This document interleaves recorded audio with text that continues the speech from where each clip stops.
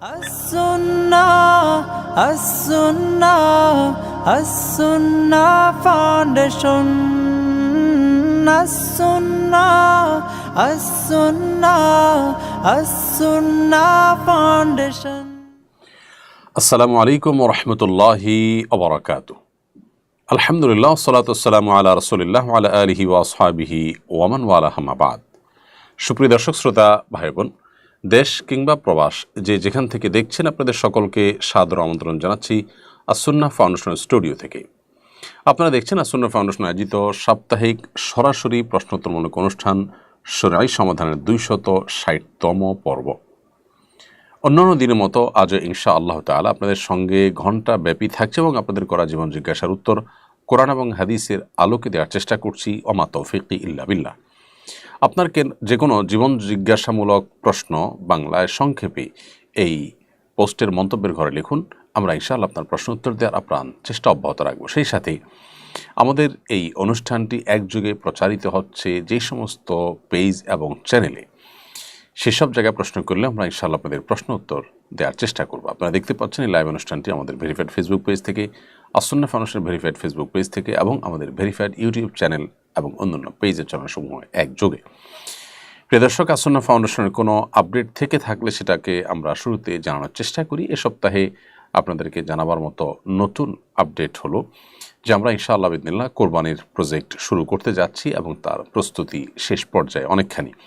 ইনশাআল্লাহ খুব শীঘ্রই আমরা আপনাদেরকে অন্যান্যবারের মতো এবারও আপনাদের সচ্ছল যারা আছেন প্রবাসে কিংবা দেশে থাকেন, তাদের তরফ থেকে কোরবানি দেশের প্রত্যন্ত গরিব এলাকাগুলোতে করে গরিব দুস্থদের মধ্যে কোরবানি গোশত বিতরণ করবার এই প্রজেক্ট আমরা শুরু করতে যাচ্ছি ইনশাআল্লাহ তাআলা। চলুন তাহলে আমরা প্রশ্নোত্তর আলোকিত ভবনে প্রবেশ করি। আমি শুরুতে দেখতে পাচ্ছি যে প্রশ্নটি, অফিসে আমরা অনেক সময় হালকা মজা করি, কেউ কারো নামে ঠাট্টা করি। ইসলামী দৃষ্টিকোণ থেকে এসব কতটুকু গ্রহণযোগ্য? মজা করার কোনো সীমারেখা থাকলে জানাবেন অনুগ্রহ করে। দেখুন প্রিয় দর্শক, প্রথমত রসিকতা করা এটা মৌলিকভাবে কোনো দোষের বিষয় নয়। আমাদের প্রিয় নবী সাল্লাল্লাহু আলাইহি সাল্লাম রসিকতা এবং মজা করেছেন নিজের সহচরদের সঙ্গে, পরিচিত লোকদের সঙ্গে, পরিবারের সাথে, এবং তার সে রসিকতা, তার সে মজা করা সাহাবীদের সাথে এটাকে তারা এনজয় করেছেন এবং সেই সাথে তিনি রসিকতা সম্পর্কে আমাদেরকে দিক এবং নির্দেশনাও দিয়েছেন এবং তিনি বলেছেন যে ওই ব্যক্তির জন্য তিনি জান্নাতের দায়িত্ব নিয়েছেন, জান্নাতের মধ্যে প্রাসাদ আল্লাহর কাছ থেকে পাইয়ে নেওয়ার দায়িত্ব নিয়েছেন যেই ব্যক্তি মিথ্যা বলে না, যদিও সেটা ঠাট্টা করে বিদ্রূপ করেও। তার মানে হলো যে আমরা কোনো কারোর সাথে রসিকতা করে এমন কথা বলবো না যেটা আসলে অসত্য, মিথ্যা কথা, মিথ্যা কথা, এটা রসিকতা করে মজার ছলে বলাও জায়েজ নয়। অতএব আমরা নিজেদের আলোয়, নিজেদের পরিবেশে, আঙিনায় যখন আমরা রসিকতা করব এই মূলনীতিটা মাথায় রাখতে হবে। দ্বিতীয়ত, আপনি বলেছেন যে অনেক সময় কারোর নামে ঠাট্টা করেন। এখানে ঠাট্টা বলতে যদি জাস্ট রসিকতাই হয় এবং যাকে ঠাট্টা করছেন তিনিও এটাকে এনজয় করছেন এরকম হয় তাহলে ঠিক আছে। কিন্তু তিনি যদি মনে কষ্ট পান, তিনি যদি আঘাতপ্রাপ্ত হন, তার যদি কোনো দুঃখ লাগবে বলে মনে হয়, তাহলে সেক্ষেত্রে সেটি কিন্তু জায়েজ নয়। কারণ আল্লাহ সুবহানাহু ওয়া তাআলা পরিষ্কারভাবে নিষেধ করেছেন, লা ইয়াসখার কওমুম মিন কওমিন আসা আন ইয়াকুনু খায়রাম মিনহুম।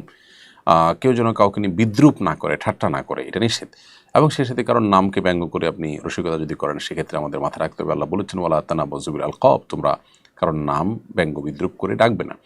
তো এই বিষয়গুলো আমাদেরকে মাথায় রাখতে হবে। এছাড়া আপনি যদি কাউকে নাম ধরে ডাকেন, নামকে একটু এদিক সেদিক করে বলেন, এটাকে তিনিও এনজয় করছেন, এটা জাস্ট রসিকতার ছলে এবং তিনিও সেভাবেই নিচ্ছেন, তাকে তাচ্ছিল্য করবার জন্য অথবা তিনি মনে কষ্ট পাবেন সেরকমভাবে আপনি যদি না বলে থাকেন, তাহলে ইনশাআল্লাহ এগুলো জায়েজ রয়েছে। অতএব সেই জিনিসটা আমাদেরকে মাথায় রাখতে হবে। তাছাড়া কারোর পেছনে মিথ্যা, গীবত, সম্মানহানিকর কোনো কিছু যেন না থাকে, সেগুলোকে বিশেষভাবে খেয়াল রাখতে হবে। আবার রসিকতা করতে গিয়ে কাউকে আপনি অনেক বেশি ভীত সন্ত্রস্ত করে ফেলেছেন, ভয় দেখিয়ে ফেলেছেন, হালকা পাতলার মধ্যে হতে পারে, বাট সিরিয়াস মোডে তিনি অনেক বেশি ভয় পেয়ে গেছেন, ভড়কে গেছেন, এরকম পরিস্থিতি তৈরি হওয়ার মতো রসিকতা কিন্তু জায়েজ নেই। সাহাবীদের কেউ কেউ এরকম করলে নবী সাল্লাল্লাহু আলাইহি ওয়াসাল্লাম সেটাকে সতর্ক করেছেন। এর ফলে একজন দুর্বল হার্টের রোগী অসুস্থ হয়ে পড়তে পারেন, দুর্ঘটনা ঘটতে পারে। সবচেয়ে বড় কথা হলো যে কাউকে ভয় দেখানো এটা মৌলিকভাবে জায়েজ নয়। অতএব এই মূলনীতিগুলো মাথায় রেখে আমরা রসিকতা করতে পারি। এরপরে প্রশ্ন হলো, ভারত পাকিস্তান যুদ্ধে আমরা কি করতে পারি? দেখুন, প্রথমত ভারত পাকিস্তানের এই যুদ্ধে একজন মুসলিম হিসেবে সন্দেহাতীতভাবে আমরা মাজলুমদের সাথে থাকব। আমাদের প্রতিবেশী উভয়ে, তার মধ্যে ভারত নিকটতম প্রতিবেশী, তারপরও নিকটতম প্রতিবেশী হওয়া সত্ত্বেও ভারতের ক্ষেত্রে পাকিস্তানে যে আক্রমণ করেছে আমরা দেখতে পেয়েছি যে ভারতে যে দুর্ঘটনা ঘটেছে, যে হামলা হয়েছে, সেখানে অনেকগুলো মানুষের প্রাণ হানি হয়েছে। এই ঘটনার দায় পাকিস্তানের উপরে চাপিয়ে যে হামলা করা হয়েছে, সেই দায়টা সাব্যস্ত হওয়ার আগেই সেখানে তারা হামলা করেছেন। আমরা যেটাকে মব জাস্টিস বলি, আমরা যেটাকে কোনো কিছু প্রমাণ হওয়া চায় কারোর উপরে আইন প্রয়োগ করা অন্যায় মনে করি, ঠিক সেরকম একটি কাজই এখানে আসলে হয়েছে দুর্ভাগ্যজনকভাবে। অতএব পাকিস্তানের দোষ প্রমাণ হওয়ার আগেই তাদের উপরে এভাবে হামলে পড়া এবং সেটা আবার শুরুতেই মসজিদ এবং ধর্মীয় প্রতিষ্ঠানগুলোকে টার্গেট করে করে হামলা করা, এটা সন্দেহাতীতভাবে একজন মুসলমান হিসাবে আমরা এর নিন্দা জানাই এবং এটাকে আমরা কোনোভাবে সমর্থন করতে পারি না। সেই সাথে ভারতের কয়েকটা প্রদেশের সামনে প্রাদেশিক নির্বাচন, সেখানে জাতীয়তাবাদী উন্মাদনা তৈরি করে সেখানে কোনো ভোটের মার্কেটে কোনো সুফল তারা পাইতে চাইছে কিনা, ইচ্ছাকৃত এটা করছে কিনা, সেটাও যথেষ্ট চিন্তার সুযোগ আছে। তো একজন মুসলিম হিসাবে আমরা অবশ্য শান্তি কামনা করব, আমরা চাইব যে কোনো প্রকার প্রাণহানি না ঘটে এবং বিশেষ করে মুসলিমদের কোনো প্রকার ক্ষয়ক্ষতি না হয়। মাজলুম এবং জুলুমের শিকার অন্যায়ভাবে অপবাদ দিয়ে মুসলমানদের বিরুদ্ধে যা খুশি তা করা যায়, এটা আজকে পৃথিবীতে অনেকটা এস্টাবলিশড হয়ে গেছে এবং এটা যারা এস্টাবলিশ করেছেন তারাই আমাদেরকে সকাল বিকাল মানবতার সবক দিয়ে থাকেন। অতএব ঘটনা থেকে আমাদের শেখারও কিন্তু অনেক কিছু আছে এবং অভিশপ্ত দেশ এবং অভিশপ্ত মানুষদের অনেকেই বিভিন্ন আপনার মাস্তান রাষ্ট্রগুলো পৃথিবীর, তারা অনেকেই কিন্তু ইতিমধ্যে এই ক্ষেত্রে আমরা দেখছি জালিমদের সহযোগী হওয়ার ঘোষণা তারা প্রকাশ্যে দিয়েছেন। এখান থেকেও সকল কুফরি শক্তিগুলো যে দিন শেষে এক ঐক্যবদ্ধ, আমাদেরকে তারা শুধু মানবিকতার সবক দিয়ে মুসলিম ভ্রাতৃত্ববোধ থেকে বের করে তারা মূলত পরস্পরের ভ্রাতৃত্ববোধে কোনো প্রকার কমতি ঘাটতি করে না, এই ঘটনা থেকে সেটা আবারও অত্যন্ত পরিষ্কারভাবে বোঝা গেছে। আমাদেরকে আল্লাহ তাআলা শিক্ষা গ্রহণ করার তৌফিক দান করুন। এরপরে প্রশ্ন হলো, সম্প্রতি মাদারীপুরে একটি বটগাছ কেটে ফেলার ঘটনা নিয়ে সংবাদ মাধ্যম এবং সোশ্যাল মিডিয়ায় ব্যাপক আলোচনা হয়েছে। শুরুতে বলা হয়েছে স্থানীয় আলেম ওলামা শিরক আখ্যা দিয়ে গাছটি কেটেছেন। পরে বন বিভাগের একজন কর্মকর্তা জানিয়েছেন গাছটি শতবর্ষী ছিল না এবং শিরক আখ্যা দিয়ে নয়, বরং মালিক ঘর কাটার জন্য গাছটি কেটেছেন। এ ধরনের ঘটনাকে কেন্দ্র করে আলেমদের বিরুদ্ধে প্রায় অপপ্রচার করা হয়। ইসলামী দৃষ্টিকোণ থেকে এই ধরনের বিষয়গুলোতে আমাদের করণীয় কী হওয়া উচিত?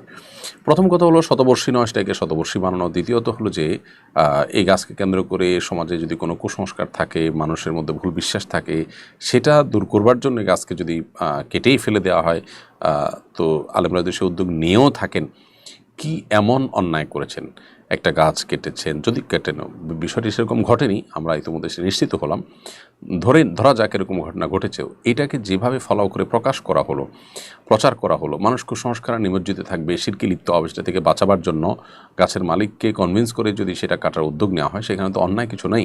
আপনি পরিবেশ রক্ষার নামে একটা গাছ কাটা নিয়ে এত হইচই করছেন, সেখানে ইউরোপিয়ানদের তাদের পরিবেশ বান্ধব ঘর নির্মাণ করার জন্য গাছ কেটে তাদের ওখানে রপ্তানি করছেন এবং আপনার নানাভাবে বৃক্ষ নিধন করে বিভিন্ন কলকারখানা গড়ে তুলছেন। আর এরকম অনেক ঘটনা ঘটছে অহরহ, সেগুলোকে তো এইভাবে ফুলিয়ে পাপিয়ে প্রকাশ করতে দেখা যায় না। আসলে আলেম ওলামা এবং ইসলামকে কাঠগড়ায় দাঁড় করাবার একটা প্রচেষ্টা আমরা মিডিয়াগুলোর অনেকগুলোতে দেখতে পাই, খুবই দুর্ভাগ্যজনক। তো প্রথমত এখানে এরকম কোনো ঘটনাই ঘটেনি, যা ঘটেছে সেটার তিলদের তাল বানিয়ে আপনার প্রকাশ করা হয়েছে। এখান থেকে আবারও প্রমাণ হলো যে ওলামায়ে কেরাম নানা সময় মিডিয়ার স্ট্যান্ডবাজি এবং মিডিয়ার এই মিথ্যাচারের শিকার। আল্লাহ আমাদেরকে তাদের এই সমস্ত শয়তানি চক্রান্ত থেকে ইসলাম ও মুসলমানদেরকে হেফাজত রাখুন এবং আমাদেরও এই ধরনের কাজ করার আগে অবশ্যই স্থানীয় নেতৃবৃন্দ, সিনিয়র ওলামাদের সাথে পরামর্শ করে করা উচিত, যদি তারা করেন। যদিও এই ঘটনায় আমাদের কোনো সম্পৃক্ততার কথা আমরা জানতে পারিনি, বন বিভাগ বলেছে যে মালিক নিজে কেটেছে। তাহলে উদুরপিণ্ডি বধুর ঘাড়ে চাপানোর যে চেষ্টা দীর্ঘদিন থেকে চলে আসছে, সেটা এখনও চলছে, এটাই দুর্ভাগ্যের বিষয়। নাসরিন আক্তার আপনি লিখেছেন, বেপর্দা নারীকে মেহেদি পরানো ও মেহেদি আর্ট করে টাকা ইনকাম করা জায়েজ আছে কিনা? মেয়ে মানুষ মেহেদি পরবেন, এটি জায়েজ আছে মৌলিকভাবে। যাকে আপনি মেহেদি লাগিয়ে দিয়েছেন তিনি পর্দায় থাকবেন, বেপর্দায় করবেন, কি করবেন, এটার দায় অবশ্য আপনার হাতে, আপনার উপরে বর্তাবে না। কারণ ওয়ালা তাসিরু ওয়াজরাতুন উজরা উখরা, একজনের পাপের বোঝা আরেকজনের উপরে বর্তাবে না, এটি হলো মৌলিক কথা।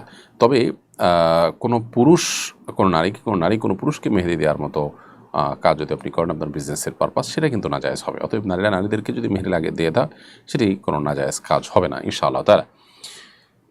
এমডি হাফিজুল ইসলাম লিখেছেন, কোরবানি কার উপর ওয়াজিব, কত টাকা থাকলে কোরবানি দিতে হবে? ভাই হাফিজুল ইসলাম, কোরবানি এটি হানাফি মাযহাব অনুযায়ী ওয়াজিব, অন্যান্য উলামায়ে কেরাম অনেকে এটাকে সুন্নাতে মুআক্কাদা বলেন, ওয়াজিবের কাছাকাছি বলেন।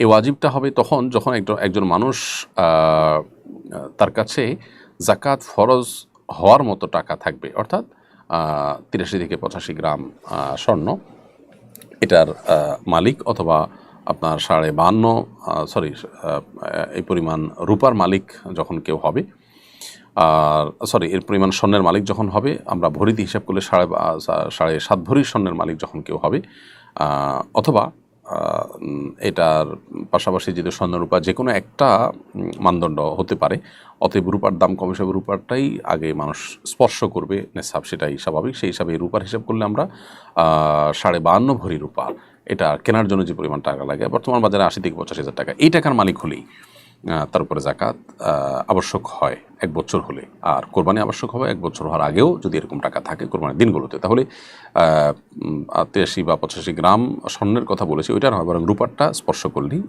তার উপরে কোরবানি আবশ্যক হবে, অর্থাৎ 80 থেকে 85 হাজার টাকা থাকলেই তারপরে কোরবানি আবশ্যক হয়ে যায়। এরপরে প্রশ্ন হলো মোহাম্মদ শান্ত আপনি লিখেছেন, একজন আলেম বলেছেন ছোট্ট বিপদ নিয়ে নাকি বড় বিপদ কেটে যায়, এটা কতটুকু সত্য? ছোট বিপদ আল্লাহ তাআলা অনেক সময় বান্দাকে দেন, এটা দিয়ে বড় বিপদ থেকে তাকে রক্ষা করেন না, এরকম হয়। যেমন আল্লাহ সুবহানাহু ওয়া তাআলা বলেছেন, ওয়ালানুযীকান্নাহুম মিনাল আযাবিল আদনা দুনাল আযাবিল আকবার লাআল্লাহুম ইয়ারজিউন। মানুষকে বড় শাস্তি দেওয়ার আগে আল্লাহ তাআলা ছোট শাস্তি দেন, এবং এই শাস্তিটা আল্লাহর জন্য দেন যাতে করে মানুষ ফিরে আসতে পারে। তো এরকমটি ঘটে, যিনি বলেছেন তিনি সত্য বলেছেন। অনেক সময় ছোট বিপদ দিয়ে আল্লাহ সুবহানাহু ওয়া তাআলা বড় বিপদ থেকে মানুষকে রক্ষা করেন বা উদ্ধার করেন। এরপরে প্রশ্ন করেছেন নাসরিন আক্তার, আপনি লিখেছেন, আপনার প্রশ্নের উত্তর আমরা দিয়েছি। জেরিন ভূঁইয়া আপনি লিখেছেন, কোনো মেয়ের নাকের নিচে গোফের মতো থাকে, সেগুলো কাটা যাবে কিনা?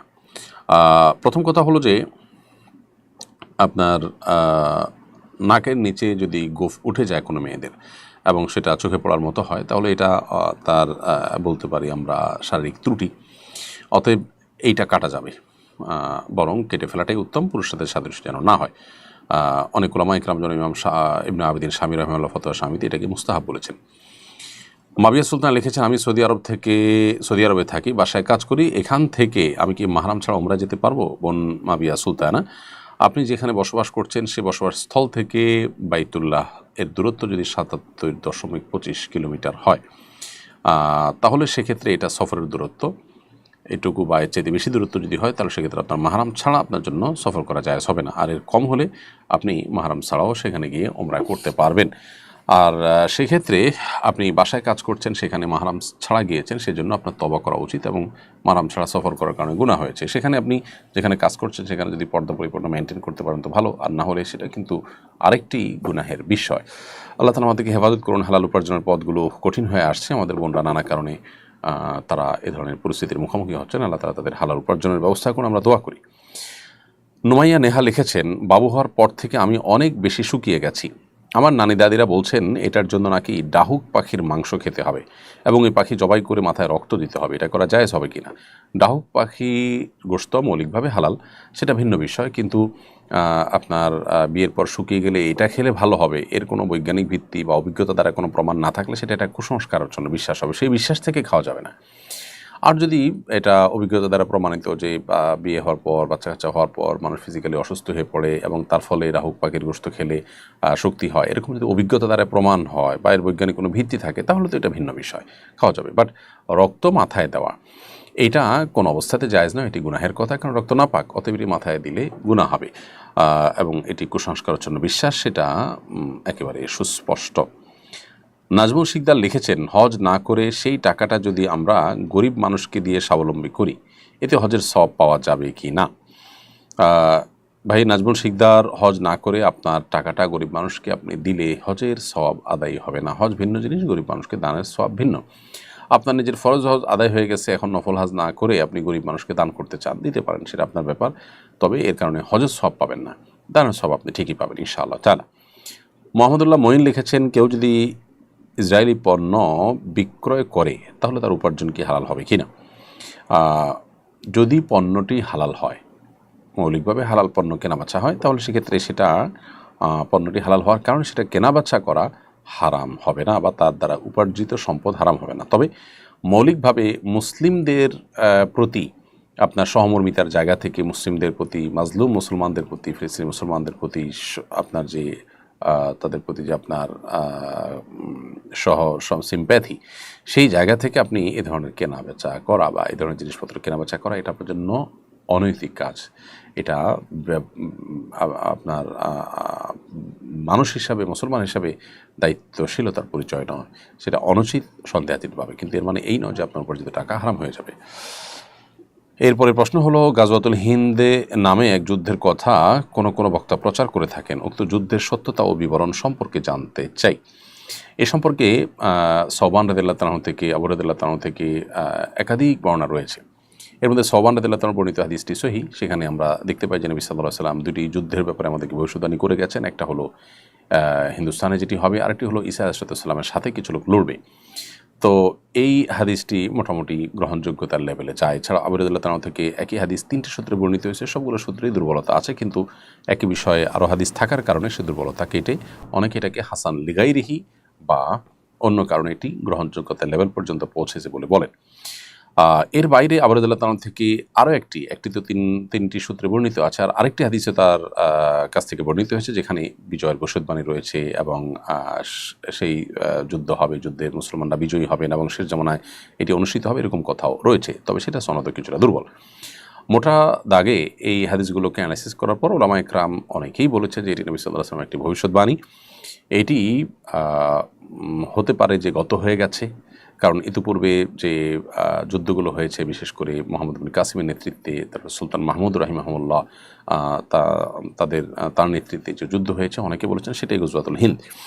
এবং এক্ষেত্রে মুফতি শফি সাহেব রহমতুল্লাহ আলাই পাকিস্তানের সাবেক গ্র্যান্ড মুফতি ছিলেন এবং মুফতি তাকি উসমান সাহেবের বাবা রাহিমাহুল্লাহ, তার মতে হিন্দুস্তানের জিহাদকারী যে কোনো বাহিনীর ক্ষেত্রে সুসংবাদ প্রযোজ্য হতে পারে। আবার কেউ কেউ বলেছেন গজওয়াতুল হিন্দ এটা ঈসা ইসলামের আগমনের ঠিক আগ মুহূর্তে হবে, কারণ কোনো হাদিসে কিন্তু সেটি বলা হয়েছে, যেমন সওবান রাদিয়াল্লাহু বর্ণিত হাদিসে কিন্তু যেভাবে বলা হয়েছে তাতে বোঝা যায় যে ঈসা আলাইহিস সালামের আগমনের কাছাকাছি। তাছাড়া আবু রাদিয়াল্লাহু বর্ণিত শেষ হাদিসটিতেও বোঝা যাচ্ছে এটি শেষ মুহূর্তে, কিয়ামতের আগ মুহূর্তে হবে, ঈসা আলাইহিস সালামের ঘটনার কাছাকাছি সময়ে। তো হাদিসটি মোটামুটি বিভিন্ন ভাবে বর্ণিত হয়েছে, অতএব এটিকে একেবারে উড়িয়ে দেওয়ার মতো নয়।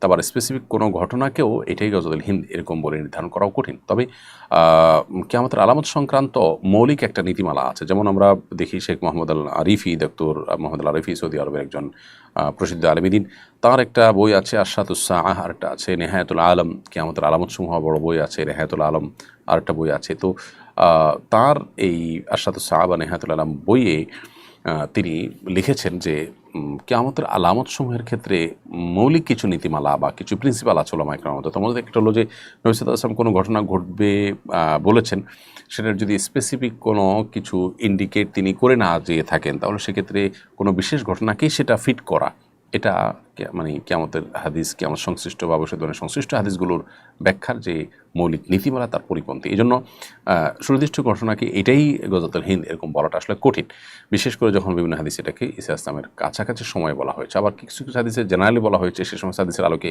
অনেক যুদ্ধ ইতিপূর্বে হয়ে গেছে, সেগুলোও হতে পারে। অর্থাৎ বিষয়টিকে চূড়ান্ত করে বলা কঠিন, তবে হ্যাঁ, মোটা দাগে এটি ঘটার বিষয়ে হাদিসের বর্ণনাকে উড়িয়ে দেওয়ার কোনো সুযোগ নেই। আহমেদ রুমি আপনি লিখেছেন, আমরা জানি নেফাসের সময়সীমা 40 দিন, কিন্তু আমার 15-20 দিন পর বন্ধ হয়ে যায়, আবার 41তম দিন থেকে পিরিয়ড হচ্ছে, এটা কি অসুস্থতা, হায়েজ নাকি নেফাস, আমার করণীয় কি? ভাই আহমদ রুমি, আপনি যে প্রশ্নটি করেছেন এখানে নেফাসের ক্ষেত্রে যে বর্ণনা করে প্রশ্নটি আপনি করেছেন, প্রথম 15 দিন বা 20 দিনের পর যে রক্ত বন্ধ হয়ে গেছে এবং সে বন্ধ হয়ে 15 দিনের বেশি গ্যাপ হয়ে গেছে, অতএব 15 দিনের পরে লম্বা গ্যাপ হয়ে গেছে, 41তম দিন থেকে আবার রক্ত দেখা গেছে, এই পরবর্তী রক্ত যেটা সেটা মাসিক হিসেবে গণ্য হবে, যেহেতু 15-20 দিন পর আর ব্লিডিং হয়নি, অতএব নেফাস সেখানে শেষ। আর 15 দিন গ্যাপ যেহেতু হয়ে গেছে, অতএব পরবর্তীটা মাসিক হিসাবে গণ্য হবে এবং মাসিকের যে বিধিবিধান সেটা এখানে প্রযোজ্য হবে। মুনিরা সুলতানা লিখেছেন, আমার হাজব্যান্ড আমার সাথে সবসময় কারণে মেজাজ দেখায়, রাগ করে, সে লাইভটা দেখছে, দয়া করে তাকে কিছু নসিহা করুন। বোন মুনিরা সুলতানা, আমরা আপনার স্বামীকে এবং আপনাকে উভয়কে ধৈর্য ধারণ করবার জন্য বিনীতভাবে অনুরোধ করব, নসিহা করব। আল্লাহ রাব্বুল আলামিন আমাদের উপর সন্তুষ্ট হবেন, আমাদেরকে সীমাহীন হিসেব ছাড়া বিনিময় দিবেন যদি আমরা সবর করতে পারি, ধৈর্য ধারণ করতে পারি। দাম্পত্য জীবনে এই সবর এবং ধৈর্য ধারণের কোনো বিকল্প পথ নেই, বিধায় উভয়কে কিন্তু ধৈর্য ধারণ করতে হবে। এর পাশাপাশি আরেকটা জিনিস আমাদেরকে মাথায় রাখতে হবে, সেটি হলো যে এ ধরনের ইস্যুতে, এ ধরনের পরিস্থিতিতে দেখা যায় যে অনেক সময় অস্বাভাবিকভাবে হঠাৎ করে এ ধরনের অবস্থা তৈরি হয়েছে যে স্বামী স্ত্রী একজন অন্যজনকে সহ্য করতে পারছে না। সেক্ষেত্রে বেশি বেশি আপনি রুকিয়া করবেন, কোরআন তেলাওয়াত করবেন, গুনাহ থেকে বাঁচার চেষ্টা করবেন, কারণ এখানে সেহের এবং বদনজরের কারণে এ ধরনের সমস্যা কিন্তু হয়ে থাকে। আর নবী করিম সাল্লাল্লাহু আলাইহি সাল্লাম বলেছেন, কোরআন কারীম আল্লাহ তাআলা বলেছেন, আশিরুহুন্না বিল মারুফ, তোমরা তোমাদের স্ত্রীদের সাথে সুন্দরভাবে দিন অতিবাদ করো, জীবন যাপন করো। অতএব ব্যবহার খারাপ করাটা কোনো মুসলমানের আখলাক নয়। নবী রাসূলুল্লাহ সাল্লাল্লাহু আলাইহি ওয়াসাল্লাম বলেছেন, খায়রুকুম লি আহলিহি ওয়া আনা খায়রুকুম লি আহলি, তোমাদের মধ্যে যে ব্যক্তি তার পরিবার বা স্ত্রীর কাছে ভালো, তার আচরণ ইত্যাদির কারণে তিনি আসলেই ভালো এবং তোমাদের মধ্যে সবচেয়ে ভালো। এবং নবী সাল্লাল্লাহু আলাইহি ওয়াসাল্লাম বলেছেন যে আমি আমার পরিবারের কাছে, তোমরা সবাই তোমাদের পরিবারের কাছে যতটা ভালো তার চেয়ে বেশি ভালো। অর্থাৎ তার পরিবার তার উপর সন্তুষ্ট ছিলেন। তিনি তার পরিবারের কারোর গায়ে কোনোদিন হাত দেননি, কোনোদিন কটু কথা বলেননি। আমাদের উচিত নবী সাল্লাল্লাহু আলাইহি ওয়াসাল্লামের আখলাককে অনুসরণ করা। আল্লাহ বলেছেন, লাকাদ কানা লাকুম ফি রাসূলিল্লাহি উসওয়াতুন হাসানাহ, তোমাদের জন্য সর্বোত্তম আদর্শ, অনুপম আদর্শ রয়েছে প্রিয় নবী সাল্লাল্লাহু আলাইহি ওয়াসাল্লামের জীবনীতে। সেটি অনুসরণ যেন আমরা করতে পারি। আল্লাহ আমাদের সবাইকে, স্বামীকে, স্ত্রীকে, সবাইকে আল্লাহ তৌফিক দান করুন। ঘরে ঘরে শান্তি বিরাজ করবার জন্য এই সবরের এবং সুন্দর আখলাকের কোনো বিকল্প নেই। আমাদের আচরণের সবচেয়ে বেশি হকদার আমাদের পরিবার, সেটা আমাদের খেয়াল রাখতে হবে। এমনি রাহিদ আহমদ আপনি লিখেছেন, পশ্চিম দিকে পা দিয়ে ঘুমানো যাবে কিনা? ভাই রাহিদ আহমদ, পশ্চিম দিকে পা দিয়ে ঘুমানোর পরে কোনো হাদিসে স্পষ্ট কোনো নিষেধাজ্ঞা নেই। তবে কেবলা যখন আপনার পশ্চিমে হবে, কেবলার প্রতি আপনার সম্মান প্রদর্শন করতে হবে মৌলিকভাবে, এবং কেবলার প্রতি অসম্মান হয় সেরকম কোনো কাজ করা অনুচিত হবে। পাকিস্তানের সাবেক গ্র্যান্ড মুফতি আল্লাহ মুফতি শফি সাহেব রাহিমাহুল্লাহ এটাকে মাকরু বলেছেন, যদিও আরব উলামা ইকরাম এটাকে জায়েজ বলেন, কারণ আসলে কোনো হাদিসে পশ্চিম দিকে বা কেবলার দিকে পা দেওয়ার ক্ষেত্রে কোনো বিশেষ নিষেধাজ্ঞা নেই। তবে নবী আলাইহিস সালাম কেবলামুখী হয়ে টয়লেট করা, পেশাব পায়খানা করার পরে নিষেধাজ্ঞা আরোপ করেছেন এবং এটি মাকরু। অতএব সেটি যখন কেবলার প্রতি অসম্মান হয়, অতএব আমাদের এই সমাজ যেহেতু পাও মেলে দেওয়াটাকে আইবের মনে করে, আরবের উলামা ইকরাম আইব মনে করেন না অনেক ক্ষেত্রেই, যার কারণে এটি না করতে পারলেই ভালো এবং অ্যাভয়েড করাটাই হবে অধিকতর তাকওয়ার নিকটবর্তী। বিশেষ করে আমাদের দেশের প্রেক্ষিতে যেহেতু এখানে কারোর দিকে পা লম্বা করলে সেটা অসম্মান মনে করা হয়। সুরাইয়া বর্ষা আপনি লিখেছেন, ডিপ্রেশন দূর করা যায় এমন কোন আমল আছে? ডিপ্রেশন দূর করবার জন্য প্রথমত আল্লাহ রাব্বুল আলামিনের সমস্ত ফয়সালাকে মেনে নেওয়া, সহনশীল হওয়া, ধৈর্যশীল হওয়া। এটা দুনিয়া, এটা জান্নাত নয়, এখানে সব কিছু মন মতে হবে না, অনেক কিছুই মনের খেলাফ হবে, এবং সেই ক্ষেত্রে আমি মেনে নিতে পারলে, ঢোক গিলতে পারলে, সবর করতে পারলে আল্লাহর কাছে বিপুল পরিমাণ বিনিময় পাবো, দুনিয়াতেই এর সুফল আমরা পেতে পারি। এই কাউন্সেলিং নিজের মধ্যে থাকতে হবে, সেলফ কাউন্সেলিংয়ের দরকার হবে। দ্বিতীয়ত, ডিপ্রেশন এবং বিপদ আপদ মুসিবত এগুলো দূরের জন্য আমরা বেশি বেশি দুরুদের আমলটা করতে পারি, দুরুদ পাঠ করতে পারি। কারণ দুরুদ সম্পর্কে নবী সাল্লাল্লাহু আলাইহি ওয়াসাল্লাম বলেছেন, মান লাজিমাল ইস্তিগফার, যে ব্যক্তি ইস্তিগফারকে অবধারিত করে নিবে এবং সবসময় নিয়মিত ইস্তিগফার করতে থাকবে, জাআলাল্লাহু লাহু মিন কুল্লি হাম্মিন ফারাজা ওয়া মিন কুল্লি দিকিন মাখরাজা, আল্লাহ তাআলা তার সমস্ত পেরেশানি, সংকীর্ণ অবস্থান থেকে তাকে বের হওয়ার জন্য পথ বাতলে দিবেন, এবং সারপ্রাইজড হওয়ার মতো রিজিক আল্লাহ তাআলা তাকে দান করবেন, এবং সারপ্রাইজড হওয়ার মতো আপনার উপার্জনের উপায় যেমন দান করবেন, ঠিক একইভাবে তার সকল পেরেশানি দূর করে দিবেন। তো এই জন্য দুরুদের আমলটা আপনি করতে পারেন। দোয়া ইউনুস, সেই আমলটাও ডিপ্রেশন দূরের জন্য কার্যকর আমল। এছাড়া নবী সাল্লাল্লাহু আলাইহি ওয়াসাল্লামের একটা দোয়া আছে স্পেসিফিক এটার জন্য, সেটা হলো আল্লাহুম্মা ইন্নী আউযু মিনাল হাম্মি ওয়াল হুজনি ওয়া আউযু মিনাল আজজি ওয়াল কাসাল, যার অর্থ হলো, আল্লাহ আপনার কাছ থেকে দুশ্চিন্তা এবং ডিপ্রেশন পেরেশানি থেকে আমি পানাহ চাই, আশ্রয় চাই। এই দোয়াটা আমরা বিশেষ করে পাঠ করতে পারি। আব্দুল্লাহ আল মামুন আপনি লিখেছেন, মোহরে ফাতেমি কি সুন্নাত? দেখুন, মোহরে ফাতেমি এটা সুন্নাত। নবী সাল্লাল্লাহু আলাইহি ওয়াসাল্লাম তার মেয়ে ফাতেমা রাদিয়াল্লাহু তাআলা আনহার জন্য যে মোহর ধার্য করে সেটা সুন্নাত, কিন্তু এটা ছাড়াও মোহরের আরও সুন্নাহ আছে। অর্থাৎ নবী করিম সাল্লাল্লাহু আলাইহি ওয়াসাল্লাম তার স্ত্রীগণের তো মোহর ধার্য করেছেন, মোহর দিয়েছেন, সেক্ষেত্রেও তো নবী সাল্লাল্লাহু আলাইহি ওয়াসাল্লামের সুন্নাহ সেটাও সাব্যস্ত হবে। ফাতেমা রাদিয়াল্লাহু তাআলাকে যে মোহরে বিয়ে দিয়েছেন, ঠিক একই মোহরে তিনি নিজে বিয়ে করেননি, সব বিয়ে এক এক রকম করেছেন। এই জন্য মোহরটি মূলত যার যার সাধ্য অনুযায়ী দিবে। যাকে আল্লাহ তাআলা বেশি সাধ্য দিচ্ছেন তিনি স্ত্রীকে বেশি দিবেন, আর যার কম আছে তিনি যেন বেশি দিতে বাধ্য না হন, মেয়ে পক্ষ যেন বাধ্য না করে, সেটা খেয়াল করতে হবে। বাট সুন্নাহ হিসাবে শুধুমাত্র মোহর ফাতেমিকে ফিক্স করা এটা উচিত নয়। ফাতেমা রাদিয়াল্লাহু তাআলা আনহার মোহর ছিল 480 দিরহাম। এই 480 দিরহাম যদি আপনি মোহর দেন, সেটা যেমন সুন্নাত হবে। আবার উম্মে হাবিবা রাদিয়াল্লাহু তাআলা আনহা ছাড়া নবী সাল্লাল্লাহু আলাইহি ওয়াসাল্লাম স্ত্রীদের মোহর ছিল 500 দিরহাম, কারোর ছিল, উম্মে হাবিবা রাদিয়াল্লাহু তাআলা মোহর ছিল 4000 দিরহাম। অতএব মোহরের ক্ষেত্রে বিভিন্ন রকমের বর্ণনা নবী সাল্লাল্লাহু আলাইহি ওয়াসাল্লাম থেকে রয়েছে। তবে 500 দিরহামের বেশি হওয়াটাকে অনেক উলামা ইকরাম বলেছেন মুস্তাহাবের খেলাফ, অর্থাৎ অনুত্তম। বাট সামর্থ্য যদি কারোর বেশি থাকে দিতে পারেন, এটা কোনো আবশ্যক বিষয় না যে তাকে এর মধ্যে সীমাবদ্ধ থাকতে হবে। খোলাসা কথা হলো ফাতেমা রাদিয়াল্লাহু তাআলার মোহর 480 দিরহাম ছিল, বর্তমান বাজার মূল্য হিসাব করে সেটা বের করে সেটাকে আপনি ধার্য করতে পারেন। আবার তার স্ত্রীগণকে তিনি মোহর দিয়েছেন কম বেশি, উম্মে হাবিবা ছাড়া অন্যদেরকে 500-র কাছাকাছি দিয়েছেন, বিধায় সেটাও মোহরের সুন্নত হতে পারে। মোহাম্মদ মনিরুল ইসলাম আপনি লিখেছেন, এক মেয়ের সাথে বিয়ে ঠিক হয়েছে, বিয়ের আগে তার সাথে কথা বলতে পারবো কি না?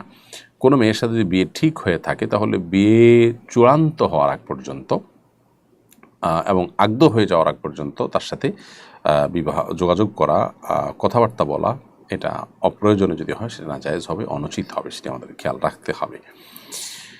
বিধর্মীকে কোরবানি গোশত দেওয়া যাবে কিনা? বিধর্মীকে কোরবানি গোশত আপনি দিতে পারেন, তিনি যদি খেতে চান বা নিতে চান তাকে দিতে পারেন, কোনো অসুবিধা নেই। এমনি সামাদ আমিন আপনি লিখেছেন, হিন্দু শিক্ষকের কাছে পড়া যাবে কিনা? শিক্ষক যদি হিন্দু হন এবং তিনি যদি আপনাকে জাগতিক কোনো বিষয় শেখান, তার কাছে আপনি পড়তে পারেন, অ্যাজ এ টিচার তার কাছ থেকে পড়তে কোনো অসুবিধা নেই। তবে তিনি আপনাকে যদি এমন কিছু পড়ান যেটা আপনার দিন এবং ইমানের জন্য ক্ষতিকর, সেরকম কোনো সাবজেক্ট তার কাছে পড়লে সেটা অনুচিত হবে।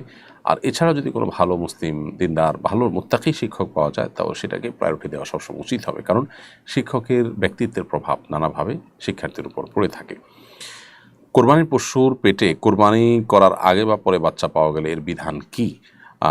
এরকম যদি হয় তাহলে সেক্ষেত্রে বাচ্চাও কোরবানি করে দিতে হবে। বিশেষ করে যে বাচ্চা জবাই করার পর যদি গরুর পেটে কোরবানি, পশুর পেটে আপনার আরেকটা পশু পাওয়া যায়, তাহলে সেক্ষেত্রে সেটাকে জবাই করে দিতে হবে। সেটা আপনি খেতে চাইলে খাইবেন, না খেতে চাইলে না খাইবেন। আর যদি জীবিত থাকে তাহলে সেক্ষেত্রে জীবিত সাদেকাও করে দিতে পারে, তবে আপনি ভোগ করতে পারবেন না। লিপি আক্তার নূপুর আপনি লিখেছেন, পিতামাতা যদি সন্তানের সাথে বৈষম্য করে তাহলে ইসলাম কি বলে?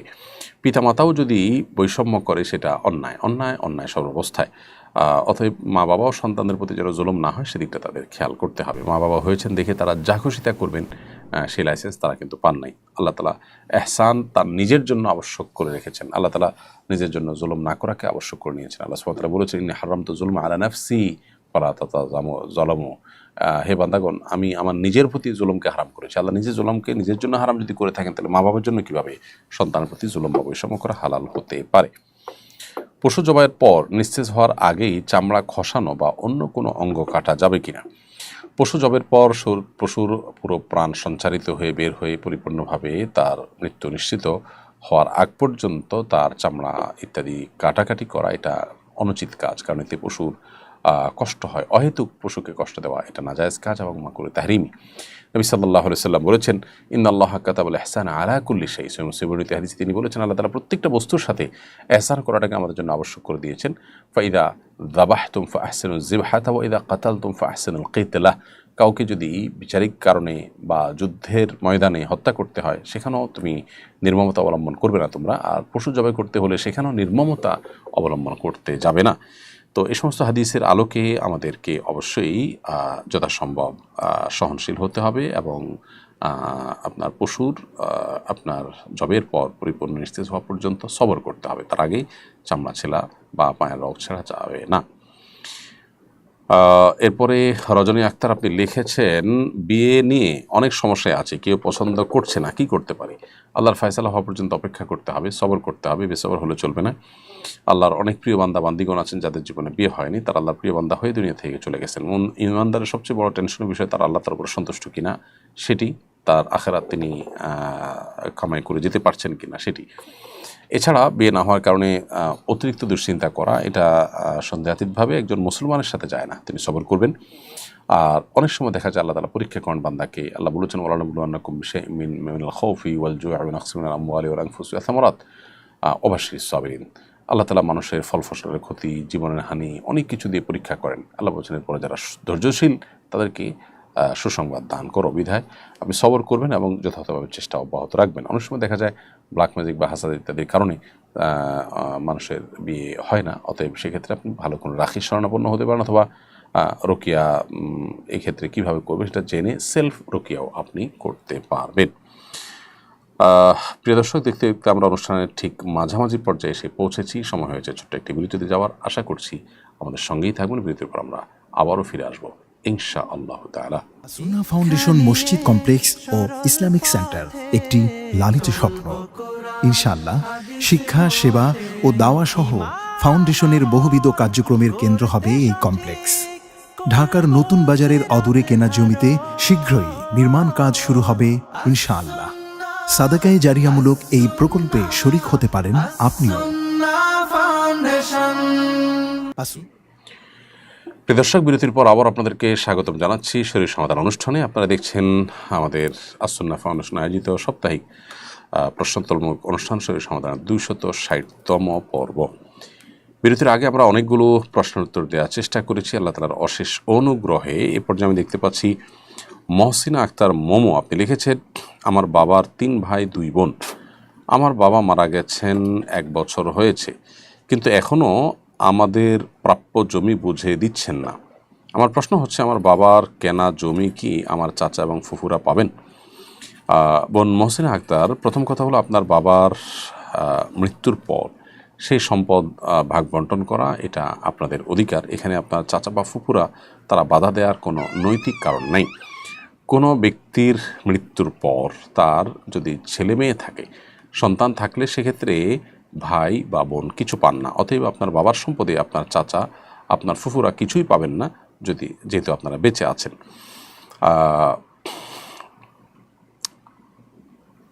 অতএব আপনার বাবার সম্পদ যদি হয়ে থাকে সেক্ষেত্রে এক্ষেত্রে আপনাদেরই অধিকার মূলত।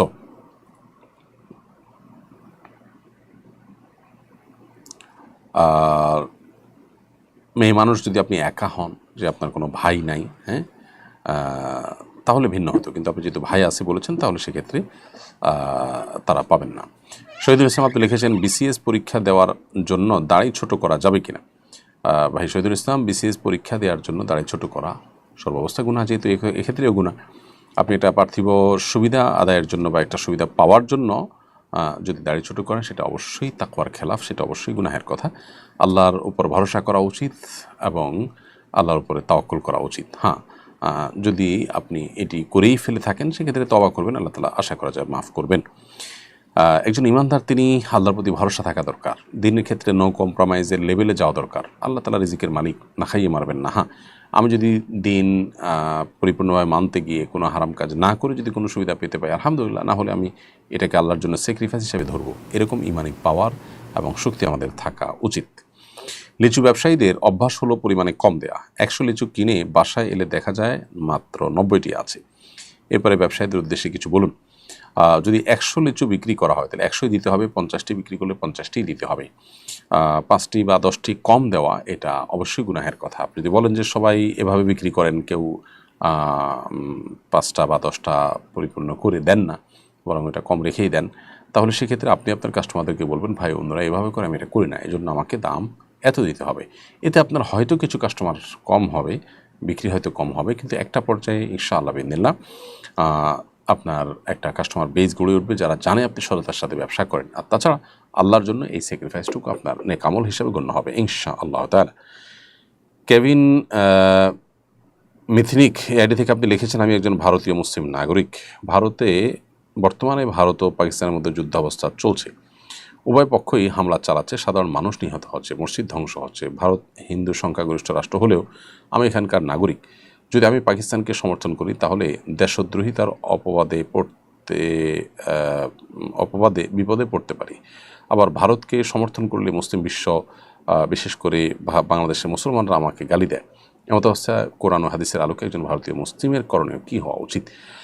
দেখুন, এটি খুবই সংক্ষিপ্তভাবে এবং এই শর্ট ভার্সনের প্রশ্ন উত্তরের সেশনে উত্তর দিয়ে কনক্লুশনে আসা কঠিন। তবে এটুকু বলবো যে যদি কোনো ক্ষেত্রে ধোঁয়াশাচ্ছন্ন পরিবেশ পরিস্থিতি হয়, ফিতনা সংকুল সময় হয়, তাহলে সেক্ষেত্রে উত্তম হবে এবং উচিত হবে আমাদের জন্য নীরবতা অবলম্বন করা, চুপ থাকা। ফিতনার সময় যদি আমার মনে হয় যে আমি ঠিক কী করবো বুঝতে পারছি না, তাহলে সেক্ষেত্রে এই সাহাবায়ে কেরামের আমল থেকে আমরা জানি যে এই জাতীয় ক্ষেত্রে তারা অনেক সময় নীরব থেকেছেন। তবে এখানে যে অন্যায় হচ্ছে সেই অন্যায়ের প্রতি আপনার অবশ্যই প্রকাশ্যে বললে বিপদ হলে আপনি মন থেকে ঘৃণা থাকতে হবে। অন্যায় তো অন্যায়, মসজিদে হামলা করা হচ্ছে, মাজলুম মানুষদেরকে আপনার দোষ সাব্যস্ত হওয়া ছাড়াই তাদের উপরে হামলা করা হচ্ছে, সেটাকে আপনি অবশ্যই মনে মনে হলেও ঘৃণা করবেন, যেহেতু আপনি যেখানে আছেন সেখানে আপনি প্রকাশ্যে কিছু বলতে পারছেন না। আমি একটি মসজিদের ইমাম। অনেক সময় মানুষ ইমাম বা আলেমদের অকারণে কটাক্ষ করে, এদিক থেকে মনে হয় সহ্য করা একদিক থেকে মনে হয় সহ্য করা উচিত, আবার অন্যদিকে প্রতিরোধ না করলে সমাজের সম্মানের ক্ষতি হয়। কি করণীয়? আপনার পরামর্শ দিক নির্দেশনা কামনা করছি। প্রিয় ভাই আমার, প্রথমত এই ধরনের পরিস্থিতিতে আমাদের পরিস্থিতি বিবেচনা করে ডিসিশন নিতে হবে যে আসলে অ্যাকচুয়ালি আপনার এই পরিস্থিতি কোন ধরনের, সেখানে আপনি কী ধরনের রোল প্লে করতে পারেন। প্রত্যেক ব্যক্তি এবং প্রত্যেক পরিবেশের জন্য ভিন্ন ভিন্ন বিধান কিন্তু প্রযোজ্য হয়। ধরুন আপনি এমন কোনো জায়গায় আছেন যেখানে আসলে আপনি এখানে পাল্টা ব্যবস্থা নিলে, পাল্টা প্রতিক্রিয়া করে আপনি কিছু করতে পারবেন বা আলেমদের মর্যাদা সাব্যস্ত করবেন, সেখানে সেটাই করবেন। আর যদি মনে হয় এটা পারবেনই না, বরং আপনি নাজেহাল হবেন, তাহলে সেক্ষেত্রে আপনি দীর্ঘমেয়াদী প্ল্যান করতে পারেন। আর দিনের কাজ যারা করবে তাদেরকে এ ধরনের জুলুম সহ্য করতে হবে। যুগ যুগ নবী রাসূলদেরকে তাচ্ছিল্য করেছে মুসলিমরা, কুফাররা, তারা তাদের কাজ ছেড়ে দেননি। আল্লাহ তাআলা বলেছেন খুযুল আফওয়াল ওয়া'মুর বিল উরফি ওয়া'রিদ আনিল জাহিলিন, ক্ষমার সাইডটা অবলম্বন করুন এবং ভালো কাজের নির্দেশ দিন মানুষকে। আর যারা জাহেল, মূর্খ, না বুঝে যারা আপনার সম্মানহানি করছে তাদের থেকে আপনি বিমুখ থাকুন, তাদেরকে এড়িয়ে চলুন। নবী সাল্লাল্লাহু আলাইহি ওয়াসাল্লামকে আল্লাহ তাআলা পরামর্শ দিয়েছেন, আমরা সেটি আমল করতে পারি। আমি একজন আম ব্যবসায়ী, অনলাইনে আম বিক্রি করি। অর্ডার মোতাবেক গ্রাহকের ঠিকানায় পাঠানোর পর পৌঁছাতে কিছু আম পচে যায়। এটার দায়ভার কার, আমার নাকি ক্রেতার? উত্তর দিয়ে দুশ্চিন্তামুক্ত করবেন। দেখুন, পৌঁছায় দেওয়ার দায়িত্ব এটা যদি আপনার থাকে তাহলে পৌঁছে যাওয়া আমগুলোর দায়িত্ব আপনার। আর যদি পৌঁছায় দেওয়ার দায়িত্ব আপনার না থাকে, বরং কুরিয়ার কস্ট গ্রাহক বহন করে, সেক্ষেত্রে আপনি ভালো জিনিস দেওয়া আপনার দায়িত্ব। তার কাছে চলে যাওয়ার পর যদি 2-4টা পচা হয়, তার দায়িত্ব তার, এটা আপনার দায়িত্বে পড়বে না। কারণ আপনি তার কাছে যখন বিক্রি করেছেন ভালো মালই দিয়েছেন।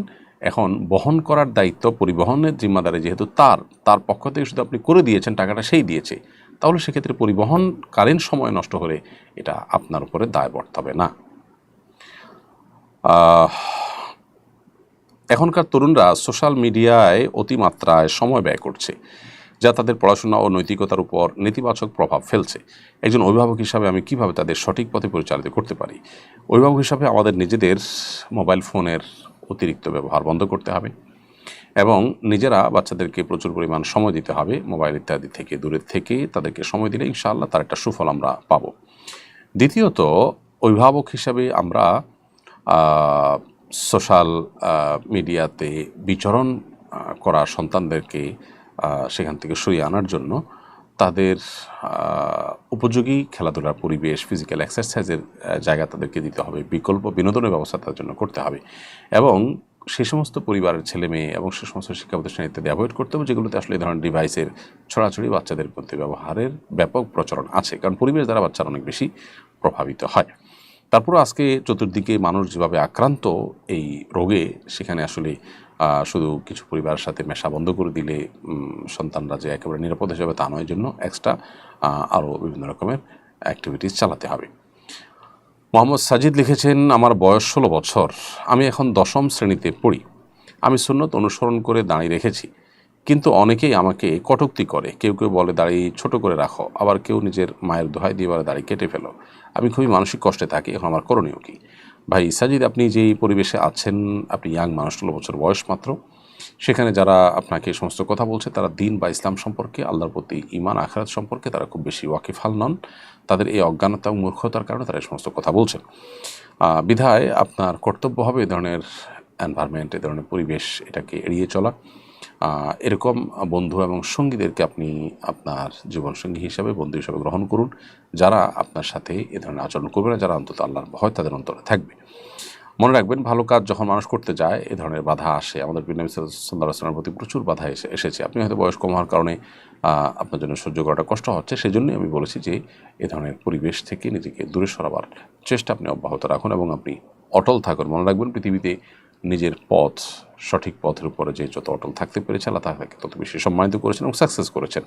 আপনি যদি অন্যায়ের কাছে মাথা নত করে ফেলেন বা হার মেনে নেন, তাহলে সেক্ষেত্রে এটা হবে আপনার আদর্শিক হার, এটা হবে আপনার অবস্থানের হার। অতএব সেটি করা উচিত হবে না। পাশ্চাত্য সংস্কৃতির প্রভাবে মুসলিম সমাজের নিজস্ব শিল্প, ভাষা ও রীতি বিলুপ্তির হাত থেকে কীভাবে বাঁচানো যায়, আপনার পরামর্শ কামনা করছি। নিজেদের সংস্কৃতির চর্চা প্রচুর পরিমাণে হওয়া দরকার এবং নিজেদের সংস্কৃতির ধারণ এবং বহন এটা নিজেদের মধ্যে, নিজেদের সন্তানদের মধ্যে, আশপাশের সব জায়গায় প্রতিষ্ঠিত করার চেষ্টা করতে হবে। সেই সাথে পশ্চিমা সংস্কৃতির অসারতা সেগুলো সমাজে মানুষের মধ্যে তুলে ধরতে হবে, মানুষকে সচেতন সজাগ করতে হবে, এবং সেটা যে আমাদের জন্য বিধ্বংসী সেটারও নানামুখী ব্যাখ্যা বিশ্লেষণ মানুষকে দিতে হবে। এর মাধ্যমে আমাদের সমাজকে বাঁচাবার আপ্রাণ চেষ্টা করতে হবে ইনশাআল্লাহ তাআলা। আবার অনেক সময় অর্থনৈতিক দুর্বলতার কারণেও ভিনদেশি সংস্কৃতির প্রভাব আমাদের উপর এসে পড়ে।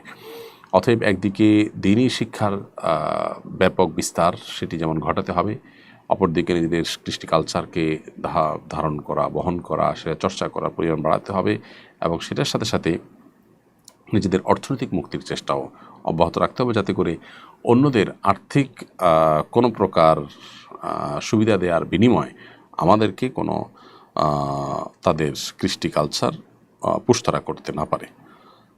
অনামিকা আক্তার লিখেছেন, মানুষের বদনজর থেকে নিজেকে কিভাবে রক্ষা করব।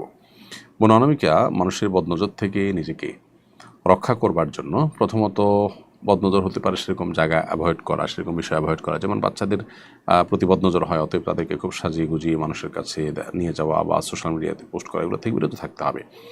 সেই সাথে কেউ যদি তাকে দেখে খুব বেশি প্রভাবিত হয়েছেন, অভিভূত হয়েছেন মনে হয়, তাহলে তাকে মাশাআল্লাহ তাবারাকাল্লাহ বলতে নির্দেশ দেওয়া, অনুরোধ করা, এই সমস্ত প্রক্রিয়া থাকতে পারে। কোরবানি দিতে হলে কোন ধরনের পশুর কেমন বয়স হতে হবে? যদি বয়স কিছু কম হয় তাহলে কি কোরবানি আদায় হবে? কোরবানি যদি দিতে হয় তাহলে সেক্ষেত্রে ছাগল, দুম্বা, ভেড়া এগুলোর বয়স হতে হবে 1, গরু মহিষের বয়স হতে হবে 2, এবং উটের বয়স হতে হবে 5। তাহলে সেক্ষেত্রে এগুলোতে কোরবানি দেওয়া বিশুদ্ধ হবে। যদি হৃষ্টপুষ্ট হয় ছাগল, ভেড়া ধরুন 6 মাসের চাইতে একটু কম, কিন্তু হৃষ্টপুষ্ট দেখতে নির্দিষ্ট বয়স এর বেশিও মনে হয়, তাহলে সেক্ষেত্রে যদি কোরবানি করতে পারবেন। হ্যাঁ, 1 বছরের কম যে ভেড়া দুম্বা, সেটার বয়স 1 বছরের কম হলেও 6 মাস, 7 মাস, 8 মাস হলেও যদি হৃষ্টপুষ্ট 1 বছরের মতোই হয়, সেটা দিয়ে কোরবানি করতে পারবেন। অনেকে ভারত পাকিস্তানের যুদ্ধকে গজওয়াতুল হিন্দের সূচনা মনে করছেন, কথাটি কতটুকু যৌক্তিক? গজওয়াতুল হিন্দ চেনার উপায় কি? দেখুন, গজওয়াতুল হিন্দ সম্পর্কে সওবান রাদিয়াল্লাহু তাআলা আনহু থেকে বর্ণিত একটি হাদিস রয়েছে, গ্রহণযোগ্যতার লেভেলে পৌঁছায়। আবু রাদিয়াল্লাহু তাআলা থেকে বর্ণিত 4টি বর্ণনা রয়েছে, একটি হাদিস 3টি সূত্রে, আরেকটি হাদিস ভিন্ন। এই হাদিসগুলোর প্রত্যেকটি, অর্থাৎ 4টি হাদিসের মধ্যে দুর্বলতা কিছুটা রয়েছে, কিন্তু যেহেতু সওবান রাদিয়াল্লাহু তাআলা হাদিসটি এক্ষেত্রে গ্রহণযোগ্যতার লেভেলে আছে, তাছাড়া একই বিষয়ে অনেকগুলো হাদিস বর্ণিত হয়েছে, সবগুলো মিলে এটা গ্রহণযোগ্যতার একটা লেভেল পর্যন্ত যায়, যেটাকে হাসান লিগারিহি বা আপনার ভিন্ন কারণে গ্রহণযোগ্য বলা যায়। মোটা দাগে হিন্দুস্তান যুদ্ধ হবে এই মর্মে নবী সাল্লাল্লাহু আলাইহি ওয়াসাল্লামের ভবিষ্যৎবাণী ছিল। সেটি কি হয়ে গেছে নাকি হবে, এটা নিয়ে আমাদের মধ্যে ব্যাপক মত পার্থক্য আছে। পাকিস্তানের মুফতি ইউসুফ সাহেব রহমতুল্লাহি আলাইহির মন্তব্য এবং আর অনেক উলামা ইকরামের মন্তব্য এক্ষেত্রে যে এটি যে কোনো সময়ে হিন্দুস্তানে ঘটিত যে কোনো যুদ্ধের ক্ষেত্রে এটি ফিট হতে পারে। এক্ষেত্রে সুলতান মাহমুদ রাহিমাহুল্লাহর সময়ের যুদ্ধ, মোহাম্মদ কাসিম রাহিমাহুল্লাহর সময়ের যুদ্ধ, আরও বিভিন্ন সময় মুসলমানরা যে যুদ্ধ করেছেন সেগুলো কোনোটির প্রতি ইঙ্গিত হয়ে থাকতে পারে। অবশ্য বেশ কিছু হাদিস থেকে এটি কিয়ামতের ঠিক আগ মুহূর্তে ঈসা আলাইহিস সালামের আগমনের কাছাকাছি সময় হওয়ার কথা বোঝা যায়। যেমন সওবান রাদিয়াল্লাহু তাআলা হাদিসে নবী সাল্লাল্লাহু আলাইহি ওয়াসাল্লাম থেকে যেটি জানা যায় সেটা হলো যে একটি দল হিন্দুস্তানে যুদ্ধ করবে, আরেকটি দল ঈসা আলাইহিস সালামের সাথে যুদ্ধ করবে। এখান থেকে বোঝা যায় যে কাছাকাছি সময় থাকবে। এছাড়া আরও কিছু হাদিসে আবু রাদিয়াল্লাহু তাআলা থেকে বর্ণিত, যে একটি হাদিস একটি সূত্রে বর্ণিত হয়েছে, সেখানেও কিয়ামতের ঠিক আগ মুহূর্তে এটি হওয়ার কথা বর্ণিত হয়েছে বা সেটি বোঝা যায়। অতএব হাদিসের সুসংবাদ যেটি, সেটি শরীর জিহাদের ক্ষেত্রে প্রযোজ্য, যেটা শুধুমাত্র আল্লাহর দ্বীনকে বুলন্দ করার জন্য হয়ে থাকে। কিন্তু আজকাল যে জাতীয়তাবাদের ভিত্তিতে লড়াই হয়ে থাকে, ভূখণ্ড এবং ভূখণ্ডভিত্তিক ভাষাভিত্তিক জাতীয়তাবাদ হয়, সেখানে আল্লাহর জন্য যুদ্ধের দিকটা খুবই কম থাকে। এই ধরনের সেকুলার টাইপের যুদ্ধের ক্ষেত্রে এগুলো কিন্তু বলা হয়নি, সেটি একটা মৌলিক নীতিমালা আমাদেরকে মাথায় রাখতে হবে। শরীফুল সালেহীন আপনি লিখেছেন, আমার পিতা আমাকে ও আমার আম্মিকে ছেড়ে বহু বছর আগে চলে গেছেন। তিনি কখনো তালাক উচ্চারণও করেননি। বর্তমানে আমার বয়স 19 বছর এবং আমার আম্মি অসুস্থ। আমি চাই তিনি অন্যত্র বিয়ে করে নতুন জীবনযাপন শুরু করুন। এখন প্রশ্ন হলো, এই অবস্থায় আমার আম্মি কি অন্যত্র বিয়ে করতে পারবেন? আর দ্বিতীয়ত, তালাক ছাড়া ইদ্যত কীভাবে গণনা করা হবে, তা কতদিন হবে? দেখুন, প্রথম কথা হলো যে আপনার আম্মি তিনি আপনার বাবার কাছ থেকে যেহেতু তালাক প্রাপ্তা হননি, অতএব তার জন্য ইদ্যত প্রযোজ্য হবে না। এবং এই যে তিনি চলে গেছেন, সেটা কত বছর হয়েছে, কোন পর্যায়ে গেছে, তার কোনো খোঁজখবর আছে, তার নাকি নির্দোষ হয়ে গেছেন, এই বিষয়গুলো এখানে বিবেচ্য হবে সিদ্ধান্তে আসার ক্ষেত্রে। সেজন্য আমরা আপনাকে পরামর্শ দিব যে আপনি কোনো ফতোয়া বিভাগে গিয়ে এ বিষয়ে বিস্তারিত জানিয়ে প্রশ্ন করুন। ইনশাআল্লাহ সেখান থেকে আপনি আশা করা যায় সঠিক উত্তর পাবেন। কারণ এখানে আরও বেশ কিছু কোয়েরি আছে যেগুলো আপনার কাছ থেকে আমার জানা দরকার, সেগুলো করা দরকার, সেগুলো করার সুযোগ যেহেতু নাই, অতএব আমরা এটা স্কিপ করছি। যদি এমন হয় যে তিনি বেঁচে আছেন এবং নিরুদ্দেশ নন, তাহলে সেক্ষেত্রে তার কাছ থেকে যে কোনোভাবে বিচ্ছেদ নেওয়ার, মৌখিকভাবে বিচ্ছেদ নেওয়ার হলেও চেষ্টা করতে হবে। তারপরে আপনি অন্যত্র বিয়ের চিন্তা করবেন। হোসনা বিনতে মিজান লিখেছেন, কোরবানি গোশত আলাদা করার পর রান্না করে তারপর হুজুর ডেকে দোয়া পড়ানোর মাধ্যমে খেতে পারবে, এরকম কোনো নিয়ম আছে কিনা? না, এরকম কোনো নিয়ম নাই। কোরবানি গোশত আপনি যদি বন্টন করেন, একাধিক ব্যক্তি শরিক হয়ে থাকেন, তাহলে বন্টন করার পর যার যার মতো করে রান্না করে খেতে পারবে। হুজুর ডেকে দোয়া পড়ায় আর রান্না করে খেতে হবে এমন কোনো কথা নেই। এটি কুসংস্কারাচ্ছন্ন বিশ্বাস এবং ভুল ধারণা। এমনি আব্দুল হামিদ আপনি লিখেছেন, মসজিদের মেহরাবের উপর ইমাম সাহেব ব্যতীত অন্য কেউ অথবা মুসল্লি বসে বসে কোরআন শরীফ পড়লে অথবা বসে থাকলে ইসলামের দৃষ্টিতে কোনো সমস্যা হবে কি না? প্রথমত, এটি যেহেতু খুতবার জায়গা, সম্মানিত ইমাম সাহেবের খুতবা দেওয়ার জায়গা, এটা ইসলামের একটি গুরুত্বপূর্ণ শেয়ার। নানা কারণে এটা প্রতি অবহেলা প্রদর্শন হয় এমন কাজ করা উচিত, এটা মৌলিক কথা। তবে এখানে কোনো সাধারণ মানুষ বসলে কোনো প্রয়োজনে এটি যে গুনাহ হয়ে যাবে তা কিন্তু নয়, অতএব সেটি লক্ষ্য রাখতে হবে।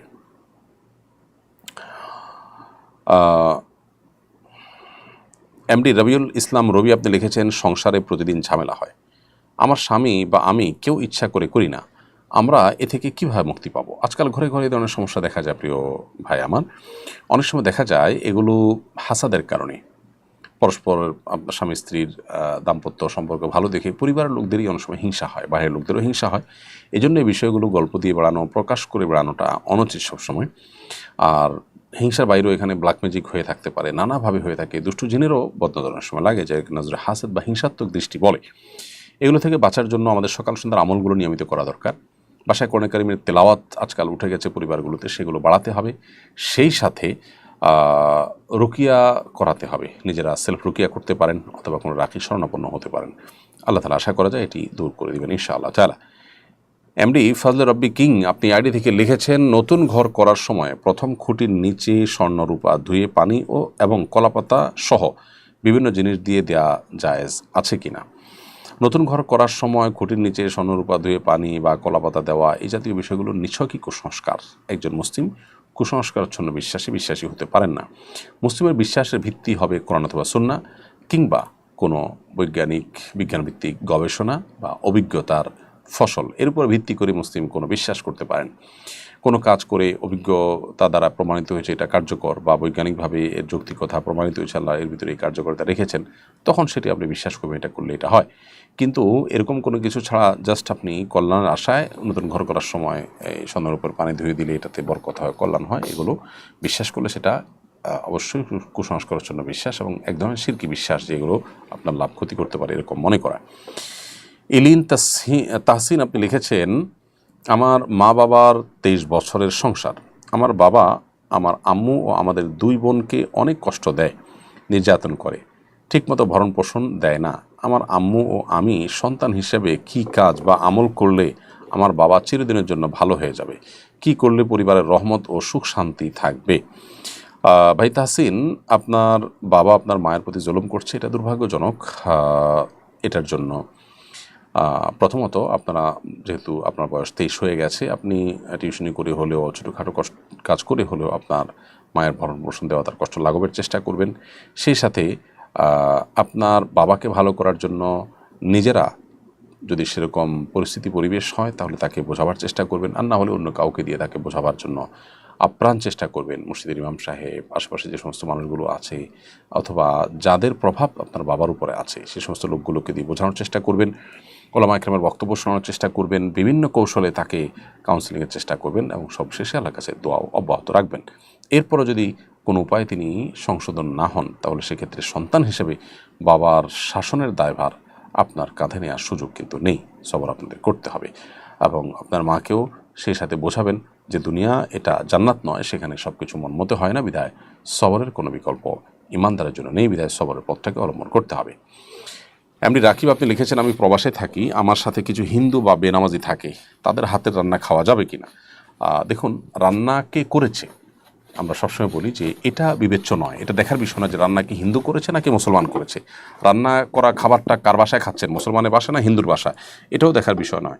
দেখার বিষয় হলো যে রান্নাটা হালাল কিনা। হালাল রান্না যদি হয় বা খাবারটা যদি হালাল হয়, তাহলে সেক্ষেত্রে হিন্দু রান্না করলেও সেটা হালাল, আর যদি হারাম হয় তাহলে কোনো মসজিদে ইমাম সাহেব রান্না করলেও সেটা হারাম হবে।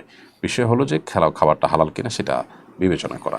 মিতু আক্তার আপনি লিখেছেন, আমার শাশুড়ি মাজার পূজারী, মাংস ডিম খান না, মাছ খান, হাঁড়ি পাতিল আলাদা, আমি রান্না করি, কিন্তু তার জন্য মাংসের হাঁড়িতে মাছ রান্না করলে তিনি খান না। তাকে খাওয়ানোর জন্য তার মাছের হাঁড়িতে রান্না করতে হয়। মাংস টাচ করে হাত না ধুয়ে অন্য কিছু ধরতে নিষেধ করে। আমি জানি তিনি শিরকে লিপ্ত, তার কথা শুনলে তাকে গুনাহের কাজে সাহায্য করা হবে কিনা, এই অবস্থা আমি কী করব? দেখুন, মাজার পূজা করছে সেটা ভিন্ন বিষয়, কিন্তু তিনি এই যে গোশত খান না, গোশত খাওয়াটাকে দোষের মনে করছেন, এটাকে আপনি শিরক বলতে পারেন না অবশ্য, এটা এক ধরনের কুসংস্কার বলতে পারেন। অতএব আপনার সাংসারিক শান্তির প্রয়োজনে যদি আপনি শাশুড়ির এই কথাগুলো মানেন, তাতে আপনি গুনাহগার হবেন, শিরকের দায়ী হবেন, এরকম কোনো বিষয় কিন্তু নেই। বিধায় আপনি তার কথা শুনলে গুনাহগার হবেন না ইনশাআল্লাহ, বিশেষ করে সাংসারিক শান্তির প্রয়োজন। আর তাকে যদি আপনি বুঝিয়ে নিতে পারেন, ভুল পথ থেকে আনার চেষ্টা করতে পারেন, সেটা হবে অবশ্যই প্রশংসনীয় এবং সবচাইতে ভালো উদ্যোগ। আশরাফুল রুবেলি আইডি থেকে আপনি লিখেছেন, মোহর আদায় আগে করব নাকি জাকাত আদায় করব আগে? সন্দেহাতীতভাবে জাকাত আগে আদায় করবেন, কারণ জাকাত ইসলামের রোকন এবং সবচেয়ে গুরুত্বপূর্ণ ফরজ, এবং জাকাত এটি বছর শেষে আপনাকে দিতে হবে। আর স্ত্রীর সম্মতি নিয়ে মোহর তো একটু পরে আদায় করার স্কোপ আছে, বিধায় আপনি সেটা করবেন, কিন্তু উভয়টা আপনাকে আদায় করতে হবে এবং উভয়টা আপনার জন্য আদায় করাটা অপরিহার্য। ওমর ফারুক লিখেছেন, আমি পেশায় একজন স্ট্রাকচারাল ইঞ্জিনিয়ার, বিধর্মীদের ধর্মীয় উপাসনা ডিজাইন করে তাদের থেকে টাকা নেওয়া যায় হবে কিনা? দেখুন, বিধর্মীদের ধর্মীয় উপাসনালয়ের ডিজাইন করে টাকা নেওয়াটাকে ফুকাহে হানাফ অনুত্তম বলেছেন, সরাসরি হারাম বলেননি।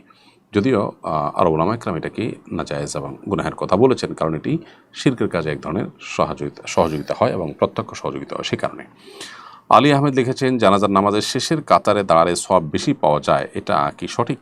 না, এরকম কোনো কথা নেই যে জানাজার কাতারে শেষের কাতারে দাঁড়ালে সওয়াব বেশি হয়, বরং যে কোনো সালাতেরই প্রথম কাতার উত্তম, সেটি বলার অপেক্ষা রাখে না। মোহাম্মদ সাকিব লিখেছেন, ব্যবসায় কতটুকু মুনাফা হাসিল করা যাবে এবং 1000 টাকায় কয় টাকা লাভ নেওয়া যাবে শরীয়ত মোতাবেক?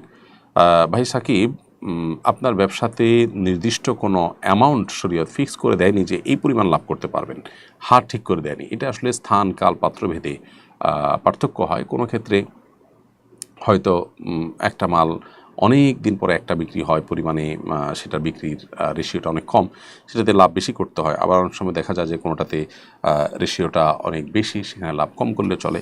তো এটা ডিপেন্ড করে আসলে পরিস্থিতি পরিবেশ এর উপরে অনেকখানি। এর পাশাপাশি আরেকটা জিনিস আমাদেরকে মাথায় রাখতে হবে, সেটা হলো যে ইসলাম ক্রেতা এবং বিক্রেতার অধিকারকে এত বেশি সংরক্ষিত করেছে যে ক্রেতা বিক্রেতা উভয় যদি কোনো পণ্যের দামের উপরে সন্তুষ্ট চিত্তে তারা যদি স্থির করেন এবং তারা যদি ঠিক করেন, তাহলে সেক্ষেত্রে শরীয়ত সেখানে আসলে কোনো ইন্টারফেয়ার করতে যায় না যে এটা নাজায়েজ বা গুনাহ। তবে মৌলিকভাবে এখানে একটা নৈতিকতার ব্যাপার আছে। আপনি কোনো প্রকার সিন ক্রিয়েট করে বা বিপদের মধ্যে ফেলে ক্রেতাকে আপনি সেখানে দাম বাড়িয়ে নেওয়ার চেষ্টা করছেন কিনা সেটা দেখার বিষয়। একটা জিনিস মার্কেট আউট হয়েছে, ক্রাইসিস তৈরি হয়েছে, ক্রেতা কিনতে বাধ্য, সেই সুযোগে আপনি সেটার দাম বাড়িয়ে নিলেন, তো এটা তো অবশ্যই অন্যায় এবং অনুচিত। এবং একইভাবে আপনার অযৌক্তিক হারে দাম নিলেন, হয়তো কোনো কারণে মানুষ জানে না, সে কারণে, তো সেটাও নাজায়েজ এবং গুনাহের কথা। আবার যদি কোনো দেশের কোনো সরকার, কোনো নির্দিষ্ট অথরিটি তারা সার্বিক বিবেচনা করে একটা মূল্য নির্ধারণ করে দিয়ে থাকে এবং সেটা যদি অযৌক্তিক কিছু না হয়, তাহলে সেক্ষেত্রে সেটাও মেনে চলাটা কর্তব্য, না হলে গুনাহগার হবেন।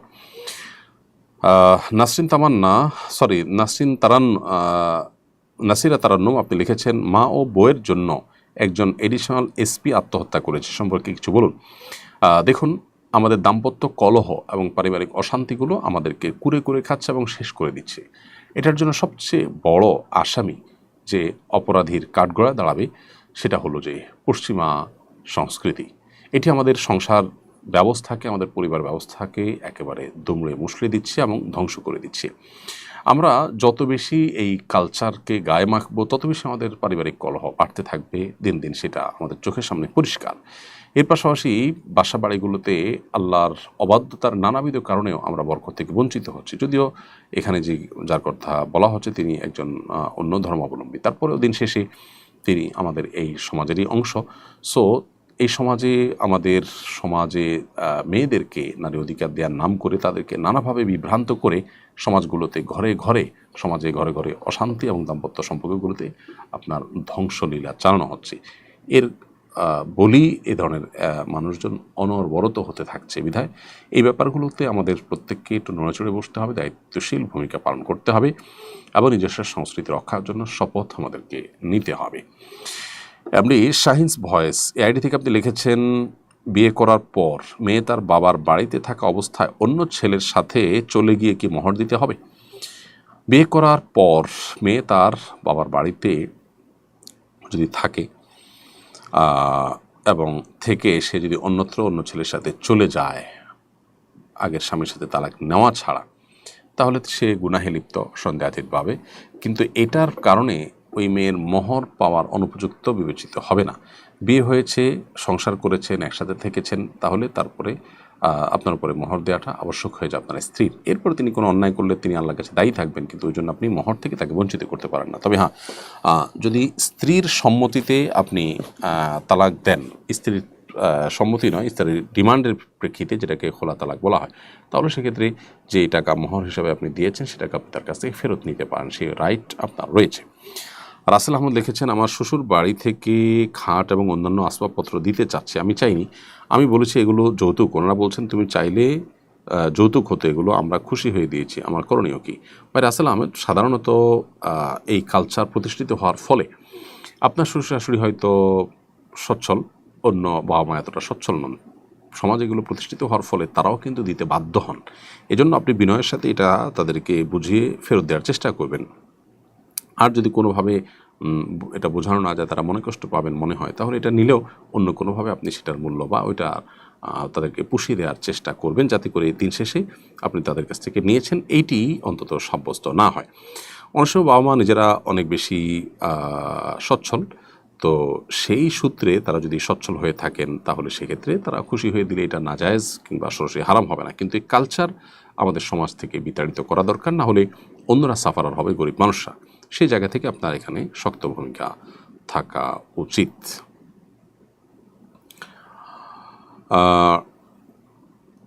এরপরে প্রশ্ন করেছেন উম্মে আহিয়া, আপনি লিখেছেন, কেউ বলেছেন ইমাম মাহদির আগে ইমাম মাহমুদ আসবেন, যিনি গাজওয়াতুল হিন্দে নেতৃত্ব দিবেন। তার কাছে এলহাম আসে, তার হাতে বায়াত নিতে বলা হচ্ছে। আমি দ্বিধায় আছি, সত্য হলে মানতে চাই, দয়া করে দিক নির্দেশনা দিন। ইমাম মাহমুদ আসবে ইমাম মাহদির আগে, এরকম কোনো কথা কোনো হাদিসে বর্ণিত হয়নি। আবার গাজওয়াতুল হিন্দে এরকম কোনো ব্যক্তি এসে নেতৃত্ব দিবেন সেই কথা বর্ণিত হয়নি। গাজওয়াতুল হিন্দ সম্পর্কে সর্বসাকুল্যে 3টি হাদিস, মোট 5টি সূত্রে বর্ণিত হয়েছে।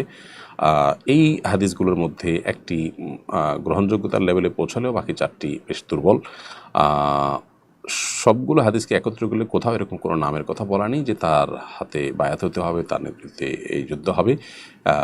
অধিকতর গ্রহণযোগ্য মত হলো যে এটা আমাদের ঠিক কাছাকাছি সময়ের কোনো সময় ইমাম মাহদির আগমনের ঈসা ইসলামের আগমনের কাছাকাছি সময় এটি সংঘটিত হবে। তবে এখানে মাহমুদ নামে কোনো ব্যক্তি আসবেন, তার নেতৃত্ব হবে, এরকম কোনো কথা বর্ণিত হয়নি।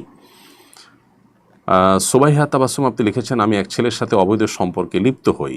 তাকে আমি মোবাইলে 2 দফায় 3 বার করে কবুল বলেছি। সামনে আমার বান্ধবীরা বসা ছিল, যার সাথে সম্পর্ক ছিল তার সামনে তার বন্ধুরা ছিল, কিন্তু কোনো কালেমা পড়ানো হয়নি। এখন কি আমাদের বিয়ে হয়ে গেছে? একটু জানলে উপকৃত হতাম। প্রথম কথা হলো, মোবাইলে এভাবে বিয়ে হয় না। দ্বিতীয় কথা হলো যে শুধু কবুল বললেন একজন, এভাবে বিয়ে হয় না। বিয়ের জন্য প্রস্তাব, সম্মতি, সাক্ষী সব কিছু নিয়মতান্ত্রিকভাবে প্রয়োজন হয়, এবং সেটা মোবাইলে নয়, সরাসরি। মোবাইলে বিয়ে হওয়ার একমাত্র বিশুদ্ধ পদ্ধতি হলো তাওকিলের সিস্টেম, অর্থাৎ আপনি বা অপরপক্ষে দূরে যিনি আছেন তিনি কাউকে, উপস্থিত যারা আছেন তাদের মধ্যে থেকে কাউকে তাদেরকে কাউকে তার প্রতিনিধি নিযুক্ত করবেন। প্রতিনিধি হয়ে তিনি তার তরফ থেকে প্রস্তাব বা সম্মতি জানাবেন। অতএব এর প্রসেসের কোনোটাই যেহেতু হয়নি বিধায় বিয়ে শুদ্ধ নয়, এটা বিয়েই হয়নি। রাবেয়া আখন্দ আপনি লিখেছেন, আমার হাজব্যান্ডের প্রায় 12 লাখ টাকার মতো ঋণ আছে। বর্তমানে তার মাসিক ইনকাম 1.5 লাখ টাকার মতো। সংসারের খরচের পর বাকি টাকা আমরা ঋণ দিচ্ছি। এখন 1 মাসে ঋণ দেওয়া অফ রেখে কি কোরবানি দেওয়া আমাদের জন্য ওয়াজিব? আপনি ঋণ দিবেন। ঋণের টাকা যদি আপনার ঝুলন্ত থাকে তাহলে সেক্ষেত্রে আপনার সেরকম টাকা পরিশোধ করার মতো ব্যবস্থা যদি না থাকে তাহলে আপনার জন্য ঋণ আবশ্যক নয়। আর যদি ব্যাপারটা এরকম হয় যে ঋণ সিস্টেমিক্যালভাবে আপনি দিচ্ছেন, কিস্তি করা আছে, সেটা দেওয়ার ব্যবস্থা আছে, 1 মাস গ্যাপ দিলেও ঋণ যার কাছে আপনার দ্বারা ঋণী তিনি সুযোগ দিচ্ছেন, সমস্যা নেই, তাহলে আপনি দিতে পারেন। এরপরে তাওহিদ যে এআইডি থেকে আপনি লিখেছেন, আমরা জানি যে কোনো ব্যক্তি হজ করলে সে নিষ্পাপ শিশুর মতো পাপমুক্ত হয়ে যায়, কিন্তু ওই ব্যক্তি যদি হজ করার আগে কোনো শিরকের সাথে সম্পৃক্ত থাকে সে কি নিষ্পাপ হয়ে যাবে? শিরকের গুনাহ থেকে যদি তওবা করে তিনি লজ্জিত হয়ে ফিরে আসেন, ভুল স্বীকার করে আল্লাহর কাছে ক্ষমা প্রার্থনা করেন, আশা করা সেটা মাফ হবে। আর হজ করলেই নিষ্পাপত্ব হয়ে যাবে, ব্যাপারটা সেরকম নয়। হজ নিষ্পাপত্ব এনে দিবে মানুষকে তখনই যখন হজটা যথাযথ হবে। নবী সাল্লাল্লাহু আলাইহি ওয়াসাল্লাম বলেছেন, মান হাজ্জা ওয়ালাম ইয়ারফুস ওয়ালাম ইয়াফসুক, সে ব্যক্তির জন্য বলেছেন রাজাহাকে আমি ওয়ালাদাতু উম্মুহ, যে ব্যক্তি হজ করে নারী ঘটিত কোনো গুনাহ, সাধারণ যে কোনো গুনাহ থেকে বেঁচে থাকবে, আল্লাহ তাআলা সে ব্যক্তিকে এমন নিষ্পাপত্ব দিবেন যে মায়ের পেট থেকে নিষ্পাপ শিশু ভূমিষ্ঠ হলে যেরকম হয় সেরকম হয়ে তিনি ফিরে আসবেন। এরপরে আফটার লাইফ মেসেজ আইডি থেকে আপনি লিখেছেন, মৃত্যুবার্ষিকী উপলক্ষে হুজুর এনে খাওয়ানো এটা শরীয়ত কীভাবে দেখে? মৃত্যুবার্ষিকী পালনের এই কালচারে শরীয়তে গ্রহণযোগ্য নয়, সেখানে হুজুর এনে খাওয়ানো তো আরও গ্রহণযোগ্য নয়। সব মিলিয়ে মৃত ব্যক্তিকে কেন্দ্র করে ধরনের আনুষ্ঠানিকতা সেই দৃষ্টিকোণ থেকে জায়েজ কাজ নয়। সোমাইয়া চৌধুরী আপনি লিখেছেন, কিছু কিছু মানুষকে মাফ করতে চায় কিন্তু মনে হয় তাদের মাফ করলে নিজের উপর অবিচার করা হয়, এক্ষেত্রে করণীয় কি? শয়তান এটা আমাদেরকে বোঝায়। আল্লাহ সুবহানাহু ওয়া তাআলা সবসময় আমাদেরকে মাফ করতে উৎসাহিত করেছেন। আল্লাহ বলেছেন, খুযিল আফওয়া ওয়া'মুর বিল উরফি ওয়া'রিদ আনিল জাহিলিন, তোমরা ক্ষমার দিকটাকে গ্রহণ করবে সবসময় এবং ভালো কাজের নির্দেশ মানুষকে দিবে এবং যারা মূর্খতাসুলভ আচরণ করেছে তাদেরকে এড়িয়ে চলবে। আল্লাহ সুবহানাহু ওয়া তাআলা অন্য আয়াতে বলেছেন, ইন্নাল্লাহা ইউহিব্বুত তাওয়াবিন ওয়া ইউহিব্বুল মুতাতাহহিরিন, আল্লাহ বলেছেন আল্লাহ তাআলা ক্ষমাশীলদেরকে পছন্দ করেন, সেরকম আয়াত রয়েছে। অতএব আল্লাহ তাআলা তার নেককার বান্দাদের প্রশংসা করতে গিয়ে বলেছেন, ওয়াল আফিনা আনিন নাস, যারা মানুষকে ক্ষমা করে তাদেরকে আল্লাহ তাআলা নেককারদের কাতারে শামিল করেছেন। এজন্য মাফ করার চেষ্টা করতে হবে। শয়তান আমাদেরকে নানাভাবে প্রলুব্ধ করে আমরা যেন ক্ষমা না করি, নিজের ভিতরে যে অবিচার হবে মনে হয় না, সবর করবেন এবং ক্ষমা করবেন, সেদিকটাই ভালো। আল্লাহ সুবহানাহু ওয়া তাআলা সবসময় সেটিকে আমাদেরকে প্রায়োরিটি দিতে বলেছেন। আল্লাহ বলেছেন যে ফাইন আকিবতুম ফাআকিবু মিসলা মা আকিবতুম বিহি ফাআকিবু মিসলা মা আকিবতুম বিহি, যদি তোমাদেরকে কেউ কষ্ট দেয় তাহলে তোমরা সেই পরিমাণ কষ্ট দিতে পারো যেটুকু সে দিয়েছে, সমান সমান দিয়ে তুমি প্রতিশোধ নিতে পারো, কিন্তু ওয়ালা ইন সাবারতুম লাহু খায়রুল লিস-সাবিরিন, যদি ধৈর্য ধারণ করো সেটা হবে সবচেয়ে উত্তম।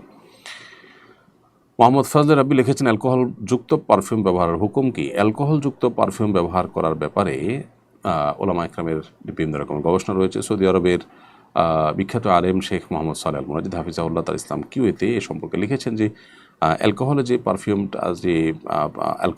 পারফিউমে যে অ্যালকোহলটা থাকে এটা প্রথমত এক ধরনের আপনার কেমিক্যাল, যেটা আসলে পান করার অ্যালকোহল যেটা সেটা নয়, অর্থাৎ মাদক যে অ্যালকোহল সেটা নয়, এটা পান করার উপযুক্তই নয়, এটা জাস্ট একটা কেমিক্যাল। আবার দ্বিতীয়ত হলো এটা পারফিউম ইউজ করার পরে এটা বাতাসের সাথে উড়ে চলে যায়, যার কারণে এটি ব্যবহার করা জায়েজ রয়েছে। তাবিবা ইসলাম আপনি লিখেছেন, আমার স্বামী একজন পীরকে বিশ্বাস করে কিন্তু সে পীর নামাজ পড়ে না, শুক্রবার জুমার সালাতও আদায় করে না, আমাকে বলে তার মুরিদ হতে। তিনি বলেন জান্নাতে যেতে হলে দুনিয়াতে পীরের হাত ধরতে হয়, তা না হলে নাকি জান্নাতে যাওয়া যাবে না। এটা কি সত্যি? আপনার স্বামী ভুলে আছেন এবং তিনি ভুল পথে আপনাকে আহ্বান করছেন, বিধায় তার এই নির্দেশ আপনি মানবেন না, বরং তাকে তাওহীদ এবং সুন্নতের দাওয়াত দিবেন, তাকে বোঝাবার চেষ্টা করবেন, ওলামা ইকরামের মাধ্যমে কাউন্সেলিং করার চেষ্টা করবেন। এটি হবে আপনার কর্তব্য এবং তার জন্য হেদায়েতের দোয়া আল্লাহ তাআলার কাছে আপনি করবেন। তার যদি ঈমান যাওয়ার মতো পরিবেশ পরিস্থিতি হয়, সেই লেভেলে তিনি চলে যান, তাহলে তার সাথে আপনার সাংসারিক জীবন যাপন করাটাও আসলে এই দৃষ্টিকোণ থেকে নিষিদ্ধ বা নাজায়েজ হতে পারে। এই বিষয়টি জানার জন্য তার পুরো অবস্থাকে, তার পুরো পরিস্থিতিকে আপনি কোনো ভালো মুফতি বা কোনো ফতোয়া বিভাগে গিয়ে ডিটেল বর্ণনা করে তারপর আপনি সমাধান নেওয়ার চেষ্টা করবেন। আসন্ন ফাউন্ডেশনে অফিস টাইমে যে কোনো অফিস খোলার দিনে আসলে ওলামা ইকরাম আপনাকে বিষয়ে সাহায্য করতে পারেন ইনশাআল্লাহ তাআলা। প্রিয় দর্শক, দেখতে দেখতে আমরা অনুষ্ঠান একেবারে শেষ প্রান্তে চলে এসেছি এবং সময় হয়েছে বিদায় নেওয়ার। আমরা বিদায় নিচ্ছি ইনশাআল্লাহ বিদিল্লাহ। আল্লাহ তাআলা তৌফিক দিলে আগামী সপ্তাহে একই সময় দেখা হবে। সে পর্যন্ত আল্লাহ তাআলা সবাইকে ভালো রাখুন, সুস্থ রাখুন, নিরাপদে রাখুন এই দোয়া ব্যক্ত করে আজকের মতো এখানে শেষ করছি। হাদা মা ইনদি ওয়াল ইলমু ইনদাল্লাহ ওয়া জাযাকুমুল্লাহু খায়রা। ওয়াসসালামু আলাইকুম ওয়া রাহমাতুল্লাহি ওয়া বারাকাতুহু। আসুন্নাহ ফাউন্ডেশন, উম্মার স্বার্থে